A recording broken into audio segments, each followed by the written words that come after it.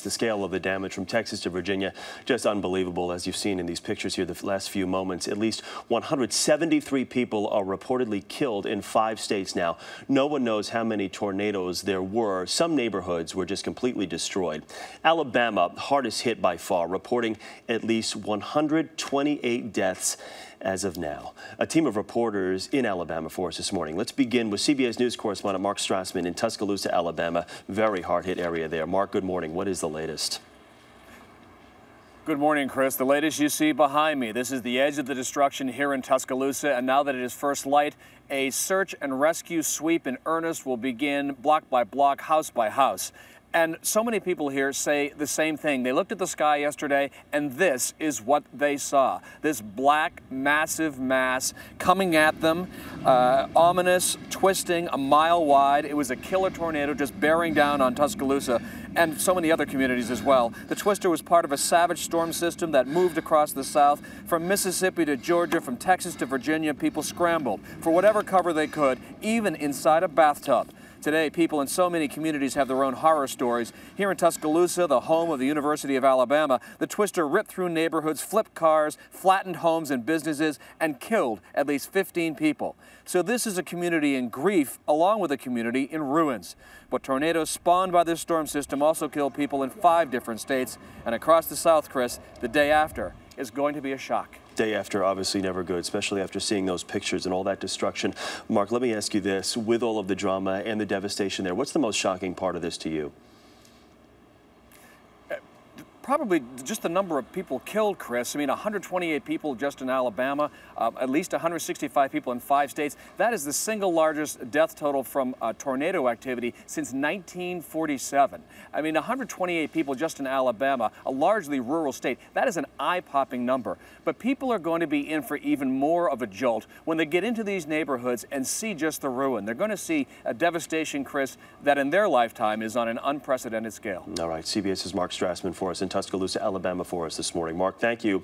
Now let's bring in CBS's Terrell Brown in Pratt City, just outside of Birmingham. Terrell, good morning to you. How about your situation there? Give us an update. Hey, Chris, good morning to you. We are at a church in a suburb of Birmingham, and when that storm came through, it ripped off the front of this building.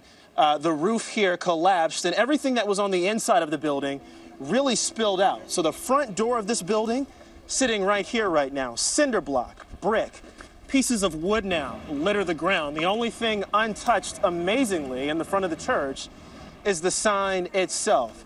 Relatively speaking, it is a miracle that this building is still standing right now. There are homes in this neighborhood that you can just now see as we're getting first light that are decimated. Homes, apartments that once stood that no longer stand anymore. They're not even in any type of existence. We were talking to some of the folks here that live in this neighborhood, and one man said, know some of the folks that live here, that 5 people that he knows of were killed in this neighborhood alone. So, of course, as crews come back out today and they begin to work, utility crews and power crews, they're going to be discovering later on today some of the things that they were missing overnight that they couldn't see. Certainly those down power lines that we had to be so careful of when we were out here working overnight.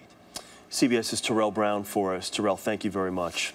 And farther north, Beth Jett of our Huntsville affiliate WHNT is in Harvest, Alabama, with the latest on the situation there. Beth, good morning. Good morning to you, Chris. And the first light is revealing some shocking images of the devastation out here in Harvest, Alabama, in Madison County. Now, the severe weather moving in yesterday in waves, and we can confirm this morning 6 people, at least 6 people, are dead. That includes a young girl. Her father was critically injured.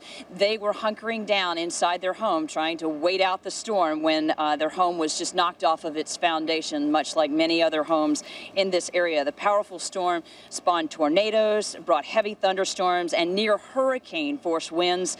There is widespread destruction as homes were flattened and cars were overturned. Here in Harvest, Hailstorms left and right. Again, the storms coming in waves all throughout the day. Take a look behind me. This is an example of what was left behind in its path. This is a BP gas station, or what was left of it, and obviously you can see extensively damaged. And the manager was inside it actually when this tornado came through. He said he locked the door and hunkered down. He was not injured.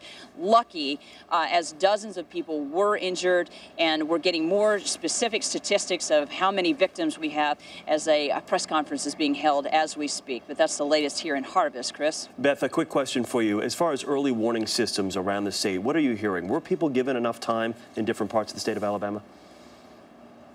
Yeah, Chris, they were. Sirens went off all throughout North Alabama. Very easy to hear. Of course, weather coverage on the radio as well as TV as well as the internet was predicting this back since Sunday. People had plenty of warning to know that these storms were about to become very dangerous and destructive as they did yesterday. And of course, we're seeing the full extent of the damage today as first rise here, sunrise. All right, Beth Jett in Harvest, Alabama for us this morning. Beth, thank you very much.